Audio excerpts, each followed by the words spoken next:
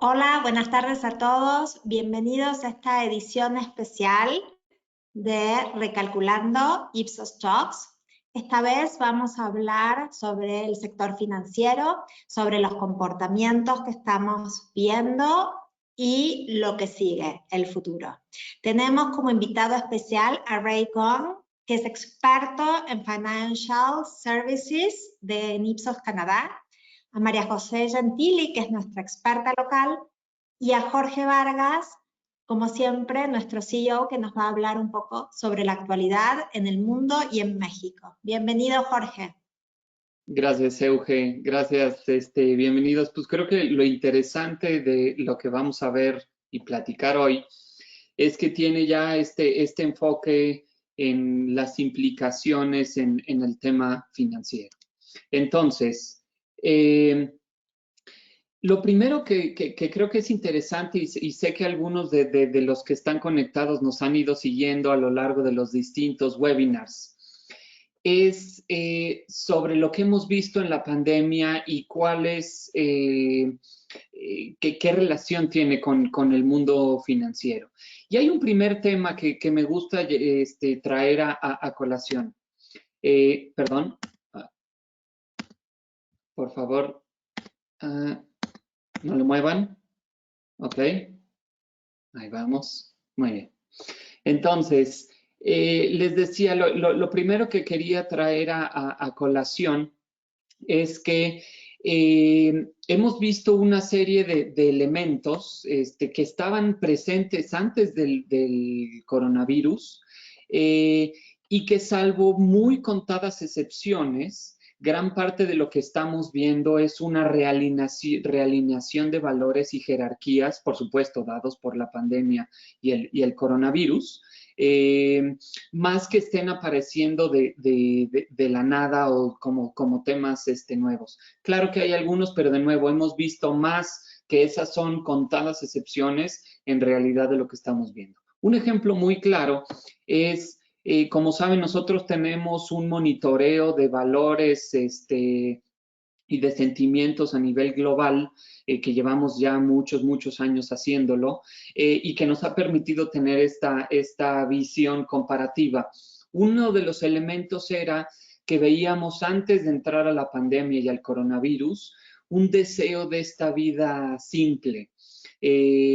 Y que cuando entra la pandemia, vemos que aflora y que se reinterpreta en la manera en que lo vemos en comportamientos, pero no era algo nuevo. Entonces, temas que ahora hemos visto mucho donde la gente goza estar en su casa, en su familia, en un momento de más compartir, que esto habla de la vida simple, lejos del tráfico y de lo que significa el hacer el transportarse a las oficinas, hasta ejemplos que veíamos realmente de reinterpretarse en lo que significa el ready to eat en muchas categorías, que era, oye, lo compras y lo sacas del refrigerador o está listo para comerse, fueron reinterpretadas por este valor de la vida simple a que, oye, no me des la comida ya lista como una pizza, es decir, que fuera del congelador al horno y lista para comer, sino que ahora pudiera significar, dame los ingredientes para que yo pueda pasar este tiempo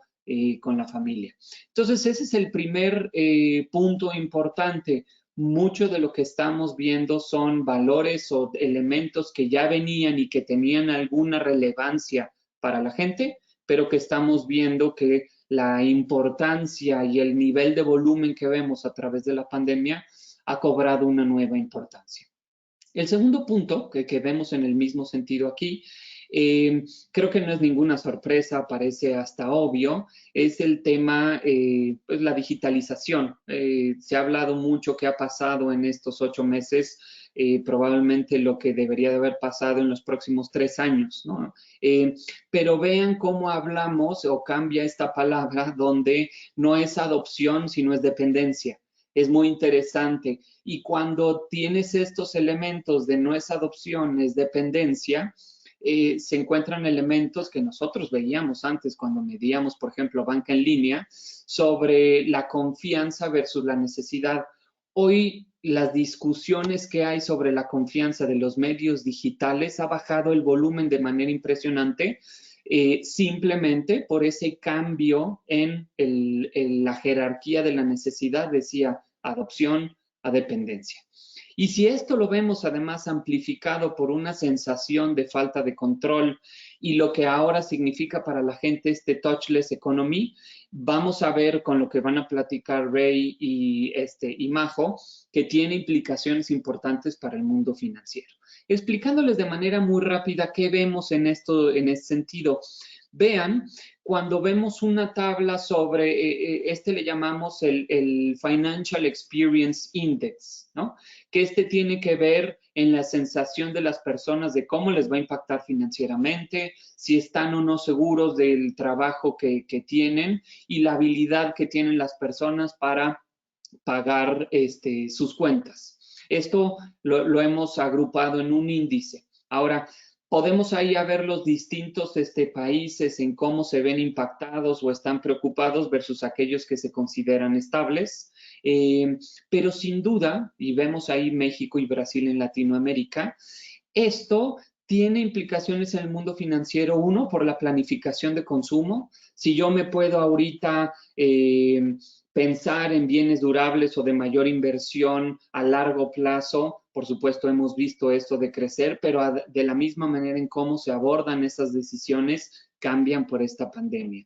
El riesgo de la inversión dependiendo del nivel y hasta el número de transacciones que sabemos que en el mundo financiero por medios de pago, en cada una de las transacciones, si se genera, hay un modelo de ganancia ahí, hemos visto que esto también se va viendo impactado si la gente actúa de esta manera en modo crisis, como llamamos, o en modo limitativo. Ahora, otro tema interesante que no solo tiene que ver con en cómo la pandemia afecta, como les decía, lo anterior, es los medios de pago. Vemos que pueden salir de lo comoditizado en el cambio de proceso y esta experiencia de compra, lo que le llamamos touchless economy, ahora es el touchless payment. Interesante cómo tarjetas de crédito que antes México es de esos países interesantes donde Visa, Mastercard y lo que hay de las tarjetas de crédito se rigen más por la marca de los bancos, lo cual no sucede en otros países de Latinoamérica, pero además también que se ha vuelto como muy como decía, muy comoditizado el decir, oye, pues saco la tarjeta, ¿cómo lo hago? Ahora la fuerza para cambiar las terminales e ir a touchless payment en lo que es wireless, puede salir como decíamos, de esta parte comoditizada y volverse mucho más interesante. Vean las implicaciones también en los touch points que hacen para el usuario final. En esta pregunta donde le veíamos con la gente cómo estaban haciendo, cómo el mundo digital y las transacciones estaban pasando, vean cómo la compra en una computadora o en la tableta, no solo la más alta, sino que ha crecido en las mediciones que tenemos, pero piensen ahora cómo esto se está desarrollando en los canales. Hay muchos touch points digitales alrededor, por ejemplo, de WhatsApp, que se están haciendo en las distintas instituciones financieras y que esto tiene un impacto directo, por ejemplo, si lo hago desde una tablet. En la tablet no tienes el acceso a que si le pico ahí me conecto directamente al chat de WhatsApp. Entonces, estos elementos de cómo la interacción de los touch points en los canales financieros, dependiendo del medio de acceso, también tienen implicaciones. Y por último, la presión de las compañías que muchas veces funcionan con estrategias regionales o globales, ¿cómo impacta esta implementación? Por ejemplo, si vemos esto mismo de la tableta o la PC, comparando México contra Brasil, pensando que estamos en Latinoamérica, vemos una diferencia importante en la compra online de la PC o la tableta o del mobile payment service, como lo ven ahí. Entonces, ¿qué estamos viendo esto? Como les decíamos, y a todo esto que tiene implicaciones para el mundo financiero, le sumamos que el descontrol, esta falta de que la gente pueda planear, sí vemos que exacerba la respuesta ante elementos que la gente busca control o que le fueron prometidos control. Les voy a poner otro ejemplo muy rápido que estamos viendo. Cuando hubo y pasábamos de nuevo de la adopción a la dependencia de los medios digitales para las compras de alimentos para los hogares, si una marca se equivocaba porque no estaba preparada, el usuario final perdona y entiende. Pero en elementos, por ejemplo, como la banca en el celular, si se acuerdan, hace unos días hubo noticias que salieron en varios medios sobre la afectación en algunas de las aplicaciones de banca móvil. Ahora, ¿por qué es importante esto? Porque entonces la gente es menos permisiva en elementos que sí ven que se le ha prometido control. Yo puedo en todo momento meterme, hacer una transferencia, determinar los pagos y lo tengo en el control de la palma de mi mano. En una época donde hoy no tengo ese control por el tema de la pandemia y cuando pierdo el control en aquellas cosas que ya fueron prometidas, soy mucho menos permisivo, estoy hablando desde el punto de vista como usuario, para hacerlo. Entonces, esto es lo que vemos como introducción, que creo que viene muy bien a lo que nos va a platicar ahora Ray, que con esta nueva realidad, pues cuál es la conformación de estos servicios financieros mirando hacia el futuro y estos elementos de presión que sin duda están generando cambios hacia lo que viene. Ray, thank you very much for being with us and please go ahead. Thank you, Jorge. My name is Ray Kong. I work in financial services here in Canada. And one of the things that I'm always fascinated to understand and to know is how financial services is both the same and different in different parts of the world.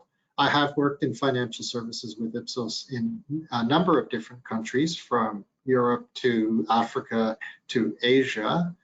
And but the experience that I will share with you today are some thoughts based on the work that we've done over the last year here in financial services in Canada.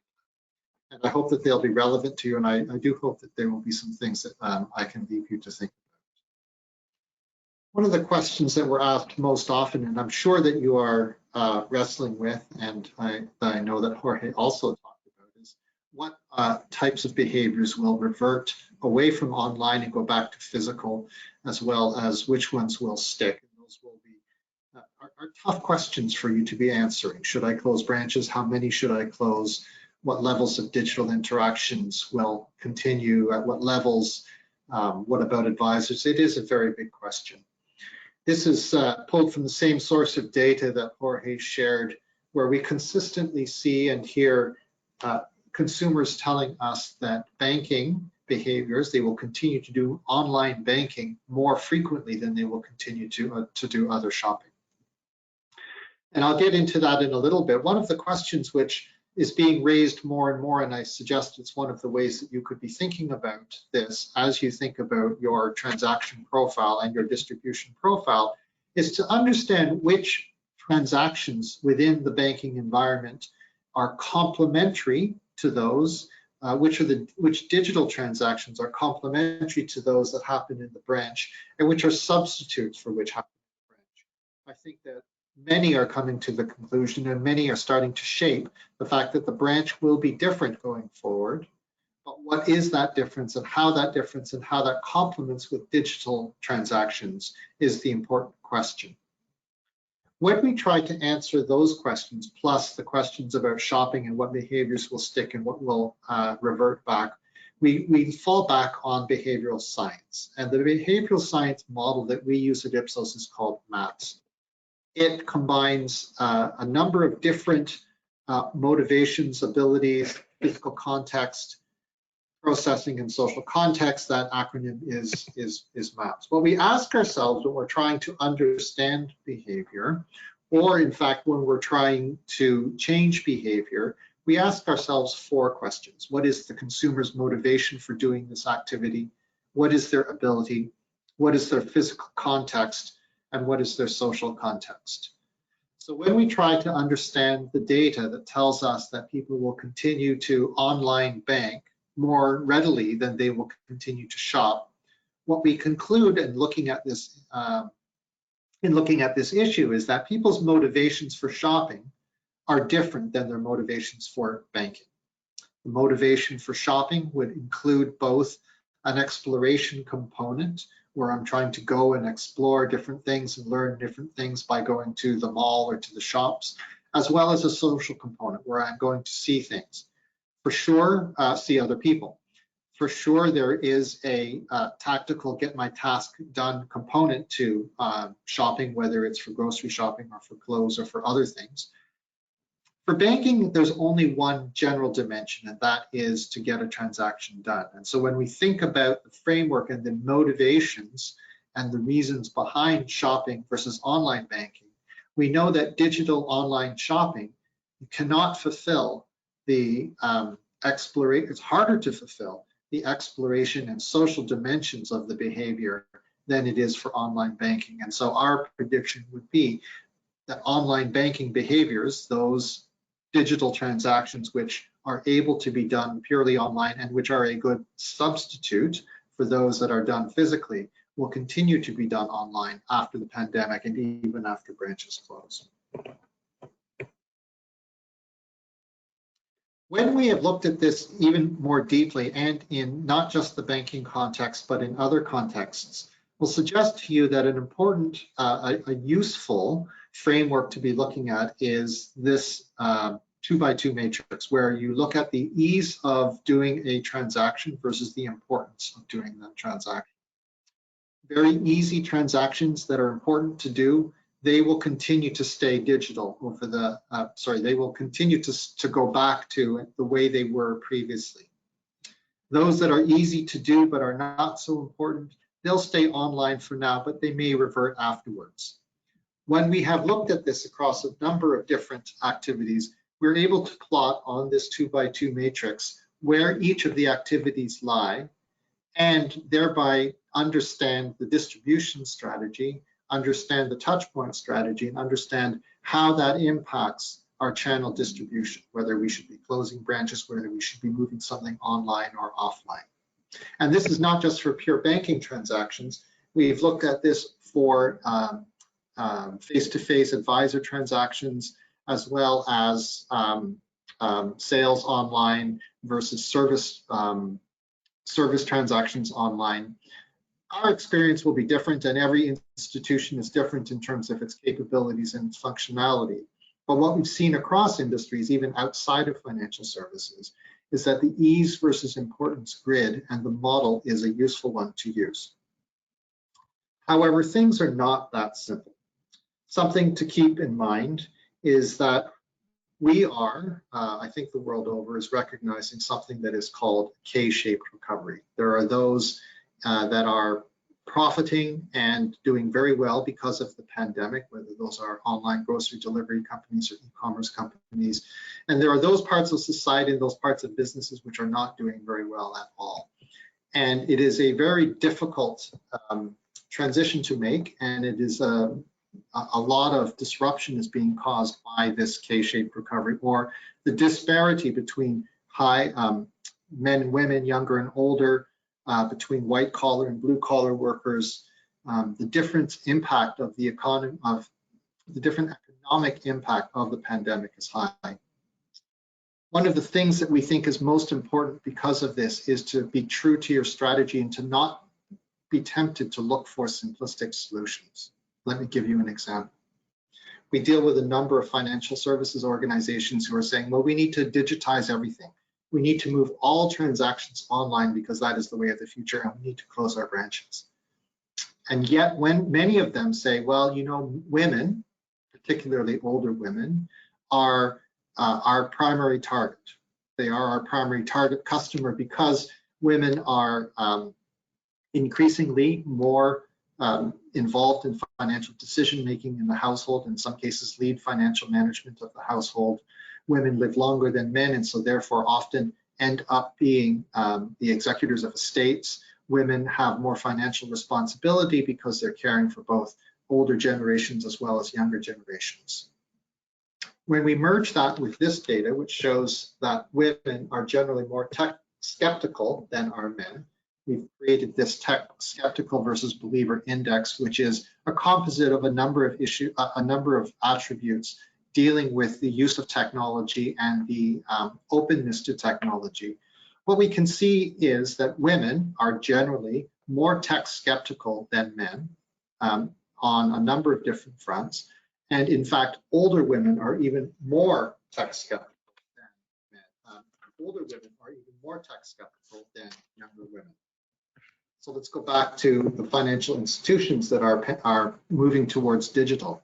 This becomes a bit of a problem. If your primary target is a tech skeptic and is not really comfortable with technology, not really interested in using technology for everything, a distribution strategy which moves everything to digital transactions is, to say the least, problematic.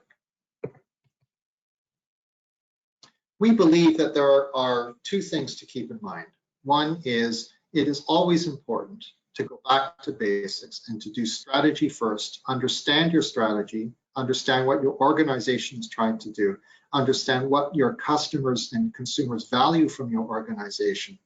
Understand that first, and then develop your distribution strategy, your channel functionality below that. Within that, we think that there are probably at least 5 different channel functionality strategies that financial institutions can pursue. I'll only talk about 3 of them on this slide quickly. On the far left is high touch. We have financial institutions here in Canada which pride themselves on being high touch, being face-to-face, and provide a very high level of premium service to their customers. Clearly, for them, a digital-only strategy does not make any sense. And to close down their touch points, their physical touch points, and to remove those from their value equation would be a mistake. In the middle are the digital-first organizations who generally have decided that they want to cater with simple products to low income and to younger customers. Clearly for them, a digital-first strategy makes a lot more sense, and many of those have started down the legacy of not even building bricks and mortar locations and making sure that all of the transactions are seamlessly and quickly and easily done on a digital platform.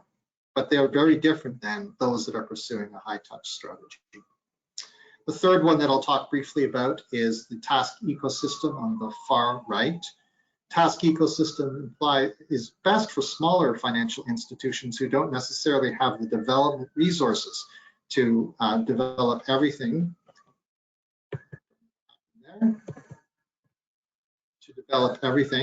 But what they are doing is partnering with different organizations to build out the task ecosystem and share the cost and the benefits of the network.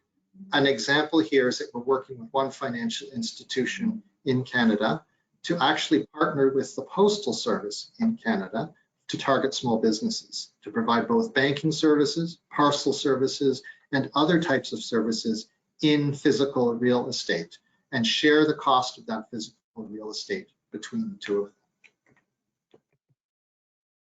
One of the other things that we're seeing very much so as we look at our data is that consumers are very, very open to change. We run a COVID community where we have engaged with a number of consumers on an ongoing basis throughout the pandemic, and regularly on this community, we ask the question about what is now being called Build Back Better. It is absolutely now, unequivocally, they are telling us regularly that it is now time for businesses to reimagine how they do things and to introduce big changes. There is no going back to the way that it is before. Build Back Better is an interesting phrase which is being used more and more here in North America or here in Canada. What does this mean for you? This means that it is absolutely the time for you to innovate, and to innovate what we'll call, say, fearlessly. We know that it's really difficult to innovate, it's really difficult to move forward and to push through big changes. But now, if there was ever a time to do that, now is the time to do that.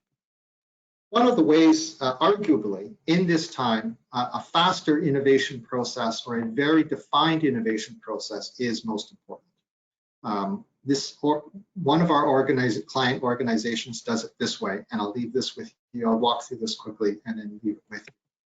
This organization asks their internal business units 3 times a year to submit concepts and ideas. The concepts and ideas are not much more than a 1-paragraph description of what they are thinking about innovating or doing. So one of the examples here says, this app will allow an individual policyholder to monitor their eating habits for optimal health management.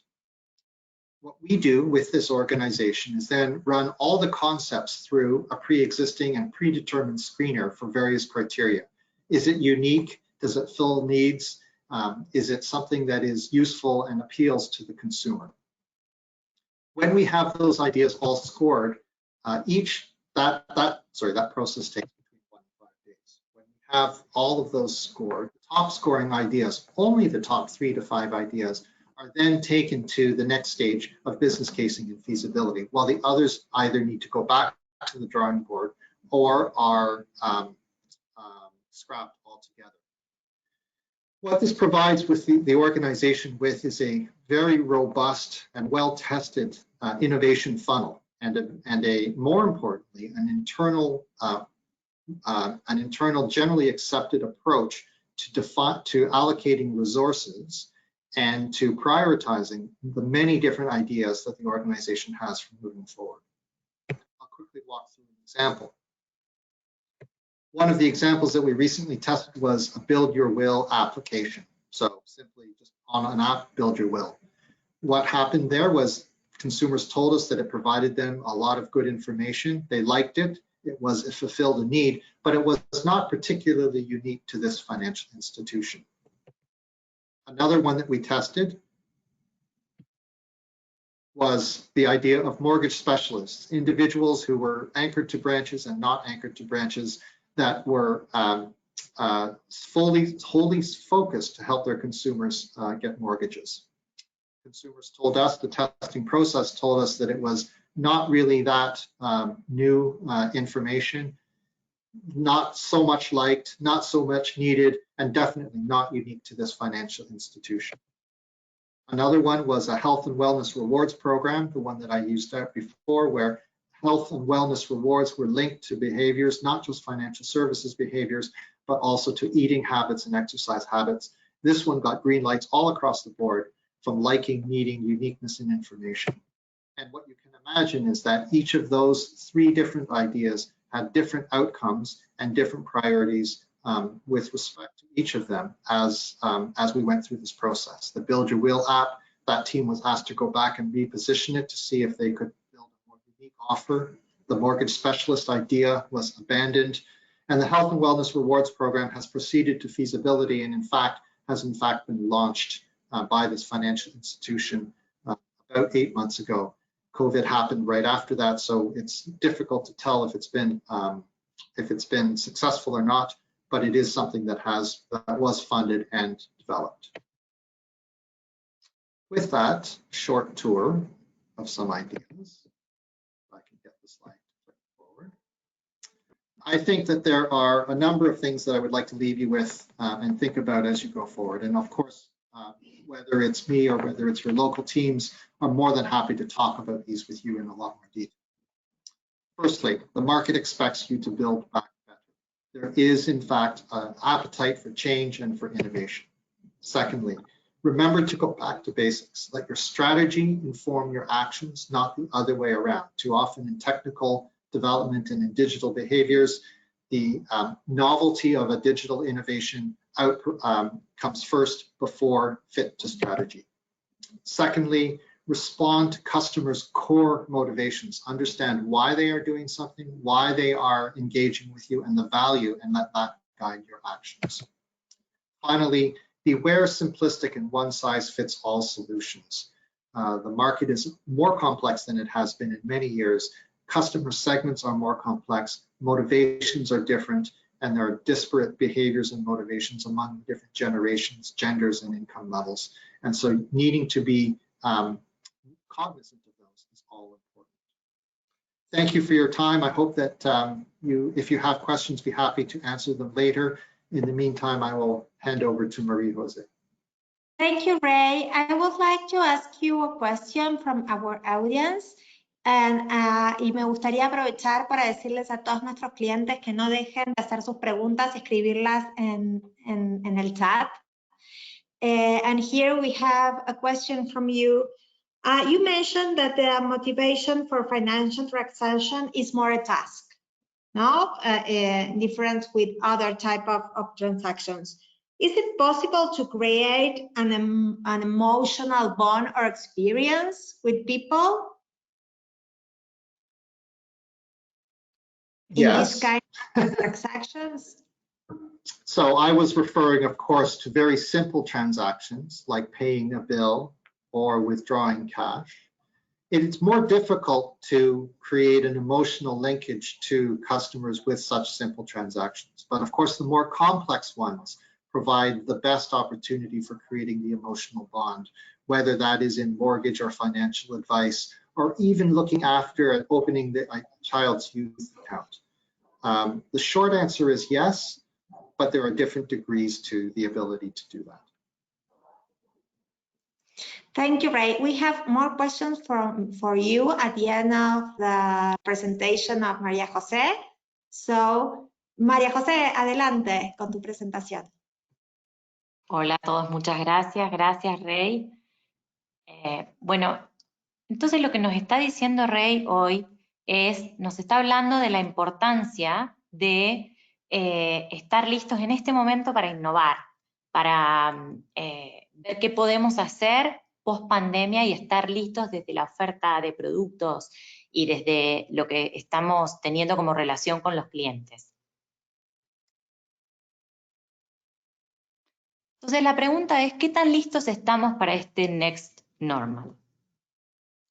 Y hoy lo que queremos es compartir con ustedes algunos aprendizajes que hemos visto en el comportamiento de los usuarios que han tenido un impacto en el sector financiero y en la forma en que nuestros clientes del sector financiero están abordando como respuesta desde su lugar a ese tipo de comportamientos. Entonces, lo que vemos es que tenemos oportunidades desde el punto de vista de los productos, desde el punto de vista de la experiencia del usuario, también con la estrategia de canales, como nos decía Ray hace un momento, no puede ser homogénea para todos, sino que puede haber distintas estrategias.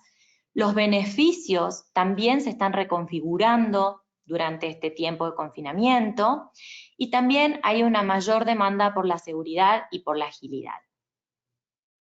Comencemos entonces con algunas oportunidades y cambios que vemos en el sector B2B.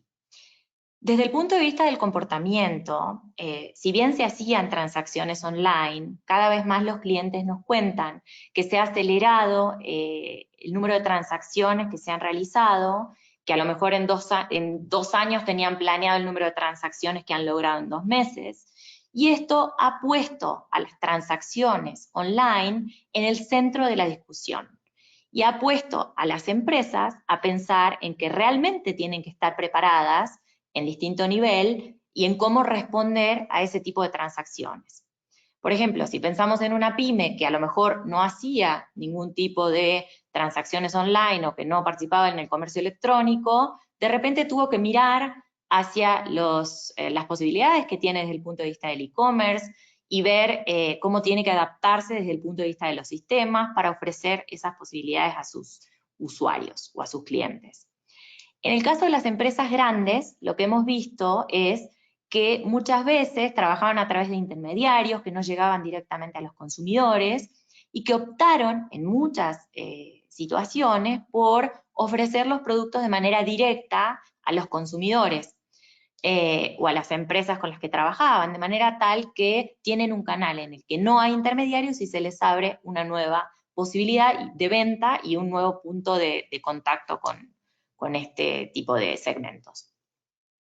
Por otro lado, hemos visto que el rompimiento de la cadena de pagos los ha puesto en una situación muy compleja, en el cual tienen que afrontar cuestiones de liquidez, una crisis que no tiene precedentes, y tienen que pagar la nómina, tienen que pagar a sus proveedores. ¿Cómo pueden responder y están respondiendo nuestros clientes? Bueno, ofreciendo mayor factoraje, respondiendo desde la oferta de los créditos, revisando cómo pueden adaptar los créditos, no solamente siendo más flexibles o posponiendo los plazos de negociación o de pago de los créditos, sino que, bueno, estamos revisando qué es lo que esperan las empresas o los clientes en este caso y cómo podemos adaptar la oferta de valor.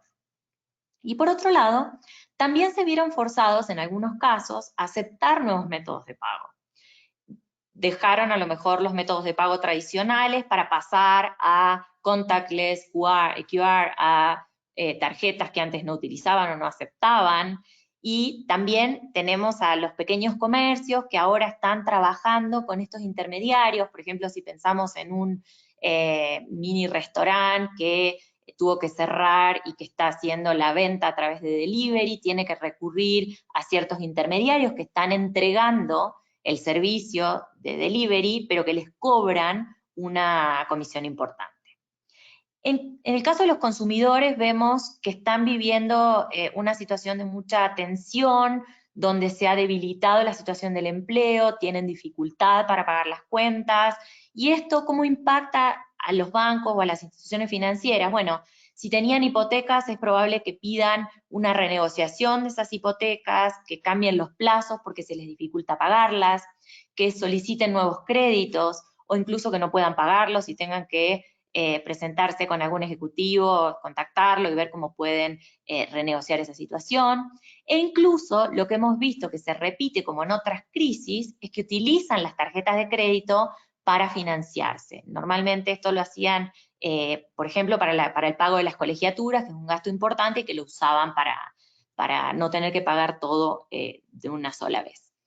La morosidad de las tarjetas de esta manera también puede verse cuestionada, en el sentido de que los bancos también tienen que tener como mucha atención sobre el incremento de la morosidad. También vemos un cambio en los valores que ha provocado esta pandemia o esta situación de confinamiento, donde la incertidumbre es tan grande que empezamos a pensar en el futuro de una manera mucho más, bastante diferente, digamos. Estamos repensando, por ejemplo, el valor de los seguros, sobre la educación de nuestros hijos, si vale la pena contratar un seguro para su futura educación, porque no sabemos económicamente o financieramente cómo nos va a ir en el futuro. Entonces, a lo mejor para los que tienen posibilidades, empezar a invertir en ese sentido es una opción. Y también tenemos personas que estamos viendo que están optimizando sus gastos mucho más, que cada erogación que hacen tiene que ser justificada, de manera tal que se traduce en un comportamiento mucho más planeado. Por ejemplo, ahora que estamos en pleno Buen Fin, encontramos que con respecto al año pasado hay compras mucho más planeadas, más esperadas al Buen Fin para hacer ese tipo de gasto y aprovechar las promociones que existen en el mercado. De la misma manera, las aplicaciones que tienen la posibilidad de registrar las transacciones, de llevar un control para los usuarios, se vuelven relevantes, así como también el poder ver el historial de transacciones en las transacciones habituales que los bancos poseen.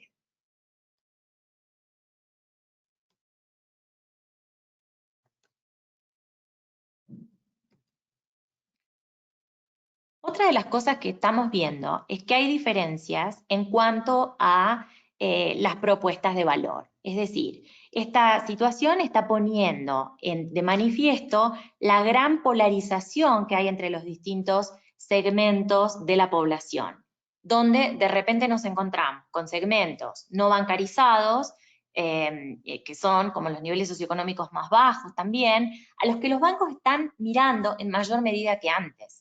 Y esto es de manera consistente en muchos de nuestros clientes. Ya no alcanza con los clientes que tenían antes, sino que empiezan a mirar a los segmentos más bajos de la población, porque también representan oportunidades desde las propuestas que ellos tienen. Estos segmentos sabemos que tienen cierta reacción como negativa hacia los bancos, se sienten incómodos trabajando o interactuando con los ejecutivos, pero tienen a veces una alta dependencia de las remesas. Entonces, eso es una oportunidad en términos de transacciones que las instituciones financieras pueden ofrecer a este segmento. Por otro lado, muchos están pensando en otro tipo de cuentas que lleguen a este tipo de segmentos y repensando el nivel de ingresos que tienen que tener para las distintas cuentas que ofrecen. En el otro extremo nos encontramos con clientes mucho más sofisticados financieramente que hacen operaciones de manera autónoma, es decir, ya hacen inversiones online, operan a través de la aplicación o de los portales financieros en general, se contactan de manera virtual con asesores para cualquier duda que tengan en materia financiera, para obtener valor agregado, recomendaciones, y no solamente temas de saldos funcionales, que eso ya los checan directamente en la aplicación o en el sitio. Y después tenemos un nivel intermedio de usuarios de la banca, que son aquellos que realizan operaciones o transacciones habituales como pago de servicios, transferencias, etcétera, pero que no llegan a la sofisticación de adquirir algún tipo de producto a través de los propios canales digitales.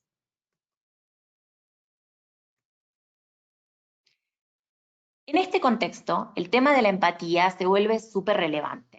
Es decir, el que nosotros pensemos en ponernos en los zapatos de los clientes para poder diferenciarnos de la gran oferta que hay, porque estamos también viendo que hay cada vez más jugadores en el mercado. Entonces, la empatía es lo que les ha permitido a los que han sido más exitosos en nuestras evaluaciones acercarse a los clientes, generar una conexión emocional, que hablaban hace un momento de si se puede generar esa conexión. Se puede generar esa conexión emocional y cuando lo hacemos, el vínculo con el ejecutivo, por ejemplo, se vuelve súper relevante, puede hacer una diferencia y en esos casos lo que tenemos ya validado es que quienes lo han logrado han aumentado el ROI y han evitado que baje el churn cuando se presentan situaciones no tan agradables. Entonces, si estamos frente a usuarios que están operando cada vez más a través de diferentes canales, ya no es solamente la sucursal, sino que los canales digitales han tenido un boom, el call center está recibiendo en este momento más llamadas de las históricas, porque muchos clientes nos dicen que están, los centros de atención están saturados porque depende de los segmentos, necesitan la voz, el contacto con algún ejecutivo que los atienda y que les ayude a resolver algún tipo de inconveniente que tienen cuando operan. Y en estos casos, la estrategia de canales se vuelve relevante. No siempre es la omnicanalidad, como nos decía Rey hace un momento. Hablamos de ciertos aprendizajes que hemos visto. Cuando los clientes tienen distintos puntos de contacto que utilizan, las instituciones que responden de manera homogénea, brindando la misma información a través de todos los puntos de contacto, cosa que parece fácil pero no ocurre.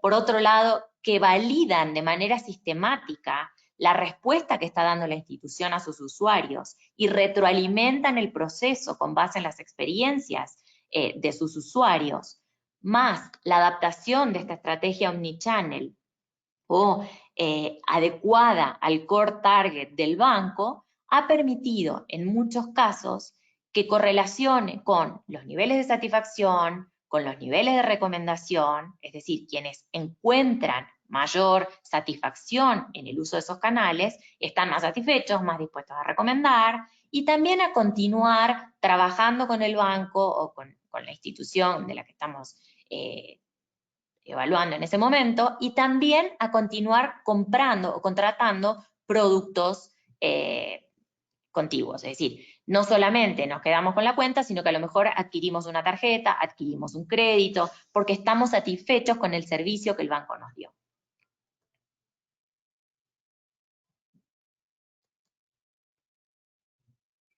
Entonces, para continuar, tenemos otro tema que se vuelve súper relevante. En esta experiencia con los distintos canales, sabemos que el comportamiento de los consumidores es diferente. Están teniendo hábitos de confinamiento, conviviendo con su familia, con homeschool. Eso hace que la situación familiar sea mucho más compleja de manejar entre todos, a veces en espacios que no estaban preparados para eso, y entonces cuando tienen que hacer transacciones digitales como cualquier otro tipo de operación, lo que termina pasando es que llegan en una situación mucho más tensa desde el punto de vista emocional y están menos dispuestos a tolerar o a esforzarse por realizar algún tipo de transacción. Entonces lo que esperan es transacciones que sean fluidas, ágiles, que brinden buenas experiencias. Los clientes que se han enfocado en brindar buenas experiencias, en general han hecho una diferencia importante y han logrado reducir los detractores que tenían.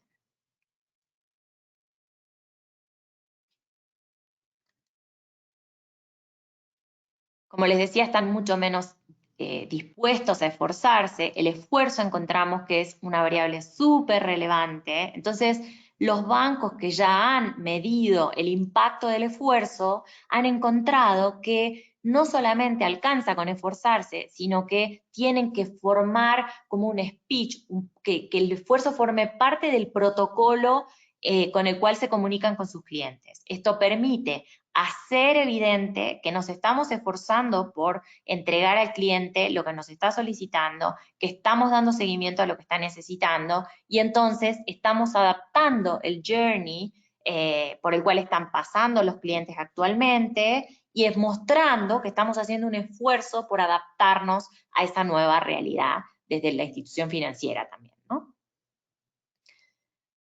Otro de los temas que vemos que va creciendo en la agenda es la importancia que los usuarios y los ciudadanos en general le dan a los temas de seguridad.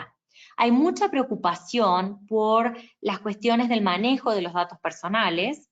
Antes a lo mejor no estaban en el medio de la agenda. Ahora ya preocupa qué vamos a hacer con los datos personales si somos una institución financiera, con quiénes los vamos a compartir, y esto va a ir increyendo en la medida que el Open Banking sea una realidad de nuestro día a día.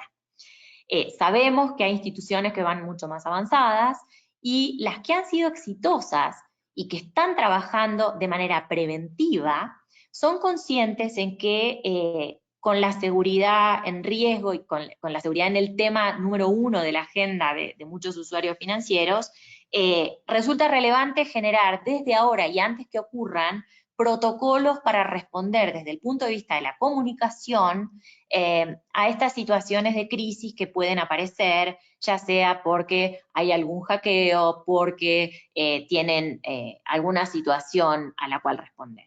Entonces, lo que esto pone en evidencia es que hay clientes del sector financiero con los que trabajamos que estaban ya en ese camino, que ya migraron sus clientes a el mundo digital, que están haciendo la mayoría de las operaciones a través de esos canales y que se encuentran con que el reto hoy pasa porque adquieran directamente los productos los usuarios y no que tengan que tener un asesor que esté de por medio. La idea es que puedan ser totalmente autónomos.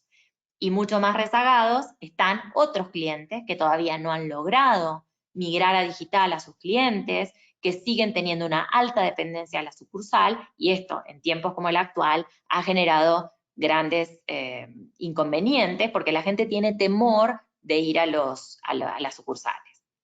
Entonces aquí la pregunta que deberíamos hacernos, pensando en lo que Rey nos decía de este es el momento para innovar, es qué tanto estamos cubriendo y entendiendo las necesidades de la nueva realidad. Sabemos que están pasando por distintos estadios. En segundo lugar, si estamos entregando esas experiencias, aplicaciones que sean ágiles, si estamos entendiendo el nuevo journey del cliente y nos estamos adaptando a un delivery que sea consistente con eso, o todavía tenemos gaps que cumplir y que cubrir. Y por último, si estamos siendo empáticos para mostrarle a esos clientes que nos preocupan, que vamos de la mano, para que nos sigan eligiendo en el largo plazo cuando el nuevo normal llegue y esto haya sido un mal recuerdo. Hasta aquí es todo, muchas gracias. Gracias, María José. Gracias, Ray. We have some questions from the audience for you. Ray, are you there? I am indeed. Great. That's great. So we received a question about Ray, how have you seen that the journey of the clients have changed? the journey of the clients in terms of the transactions. Transactions. That's a difficult question. I think everybody's journey has been a little bit different depending on their situation. I would say that for sure, there is a lot more digitalization of it. Those that are not so comfortable with those processes have had a difficult time. One of the imperatives for the organizations that I think that we're seeing here in Canada that they're kind of falling down on is the seamless integration of data and of information across the different touch points of that journey. And so if I need to be calling a call center, a contact center with a question and then follow up with a web chat, that information is not, we're not doing a good job. The financial services community is not doing that great a job here in integrating those. And so I think that in general, the journeys are a little bit more, have a little bit more friction, a little bit more difficult, a little bit more unknown, particularly for those who are not so comfortable with digital technologies. And thinking about Mexico, that you mentioned, Maria Jose, that the population, there's a big part of the population out of the financial system, and we are a society, almost full cash society. How can our clients help to transform this full cash society to a cashless society where it seems that we are moving to? Sí, estamos lejos de ser una cashless society porque la economía informal y las bases de la pirámide todavía son muy amplias. Lo cierto es que los bancos ya tienen como parte de sus estrategias incorporar a los no bancarizados y, como les decía, cada vez más a los segmentos de nivel socioeconómico más bajo. En la medida en que lo hagan, van a tener acceso al crédito, van a ser parte del sistema y van a poder financiarse mejor. Acceder a nuevas formas de pago, y el rol de los teléfonos celulares en este caso juega un rol súper importante. Es decir, sabemos que instituciones como el Banco Mundial, como el Banco Interamericano de Desarrollo, tienen como una de las anclas de trabajo el apalancarse en los celulares como uno de los caminos para esta inclusión financiera. Ray, Jorge, would you like to add something else?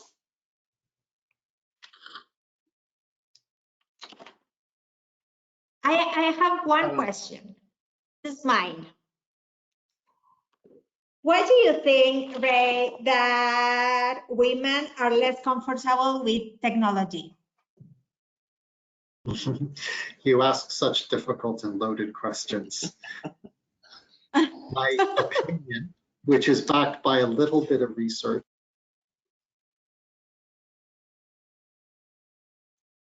I can't hear you well. Can you hear Ray? I'm sorry, thank you. I clicked it. You are coming back. Yes. My answer is backed by a little bit of research, but a lot of academic writing, in that the technology industry has been traditionally being designed and created from a male perspective.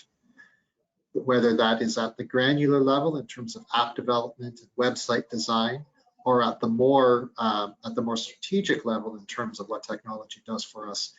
The industry has predominantly been, up until the last, let's say, 7-8 years, dominated by males, and therefore not intentionally or maliciously has been designed with a male perspective in mind. And I think that that has caused some of the discomfort with females in the using of the technology tools that we have today. That's a very interesting hypothesis, that maybe an insight is to include more women in the innovation process for technology. Oh, that's interesting. So the automotive industry, sorry, Tiff, just quickly, the automotive industry had this epiphany maybe 10, 15 years ago, where they had a lot more female automotive and car designers to better match the needs of women and how women use cars and the physicality of into vehicles. And I think that you can see a lot of those results now in the types of vehicles that are coming out and being designed now. And I believe the same needs to happen in technology. Thank you so much. Thank you, María José. Thank you, Ray, for being with us today. Gracias, Jorge. Would you like to say goodbye? Gracias, gracias, Euge. Bueno, pues gracias a todos por acompañarnos esta semana. Seguiremos haciendo también enfoques en distintas industrias, así es que todavía hay mucho contenido por compartir con ustedes. Gracias y que tengan muy buen fin de semana. Thank you, Ray.